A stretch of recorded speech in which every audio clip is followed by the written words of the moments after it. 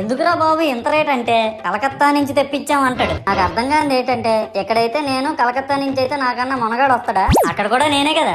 ఇలా నన్ను బజార్లో పెట్టి బేరం ఆడి నా మొహానికి ముసుగేసి వ్యాన్ ఎక్కిస్తారు. ఆ వ్యాన్ డ్రైవర్ గాడు నేను ఉన్నానని కూడా చూడకుండా ఏదో ఆలోచించుకుంటా డ్రైవ్ చేస్తా గతకల్లో గబ్బి గుబ్బి అని తెంచేసి నా కాల్లో చెయ్యి ఇరగొట్టేస్తాడు. ఈ విషయం చందాలు ఇచ్చిన చిన్నోళ్ళకి తెలిస్తే మళ్ళీ ఇరిగిపోయిన బొమ్మ పెట్టకూడదని ఏ బొమ్మ రాసి కవర్ చేసేస్తారు.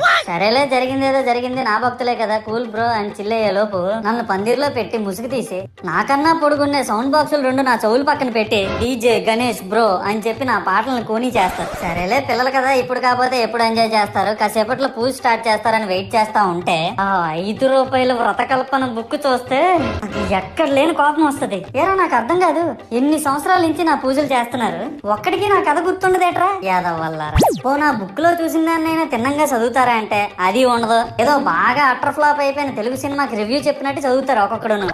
ఇంకా